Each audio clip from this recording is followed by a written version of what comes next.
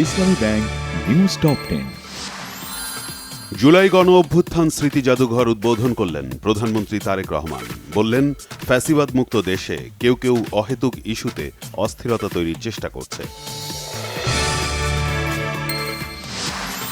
জুলাইয়ের ইতিহাস গৌরবের, বলেছেন ভারপ্রাপ্ত রাষ্ট্রপতি হাফিজ উদ্দিন আহমদ। জুলাই যোদ্ধাদের কল্যাণে সবকিছু উজাড় করে দেবে সরকার।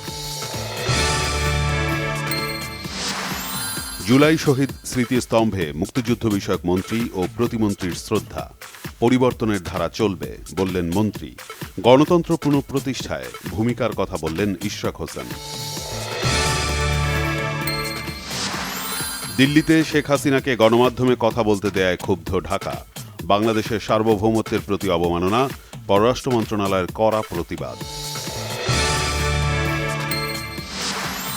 বাংলাদেশ আপত্তি জানানোর পরও পলাতক শেখ হাসিনা কিভাবে ভারতে প্রেস কনফারেন্স করার অনুমতি পায়, প্রশ্ন তুলেছেন বিএনপির সিনিয়র যুগ্ম মহাসচিব রুহুল কবির রিজভী। গণরায়কে উপেক্ষা করে বাঁচার পথ পাবে না বিএনপি। আরেকটি বিপ্লব অনিবার্য, হুঁশিয়ারি জামায়াত আমির ডাক্তার শফিকুর রহমানের।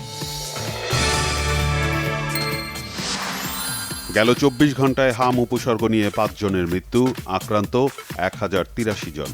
স্বাস্থ্য অধিদপ্তরের সংবাদ বিজ্ঞপ্তি। কয়েক দফা আলোচনার পর অবশেষে হরমুজ প্রণালী দিয়ে জাহাজ চলা ইস্যুতে চুক্তিতে পৌঁছেছে ইরান ও ওমান, জানিয়েছেন ইরানের পররাষ্ট্র মন্ত্রণালয়ের মুখপাত্র। ভারতের আসামে ভয়াবহ বন্যায় মৃতের সংখ্যা বেড়ে দাঁড়িয়েছে ৮৯ জনে। বিপর্যস্ত অবস্থায় দিন কাটাচ্ছে হাজারো মানুষ।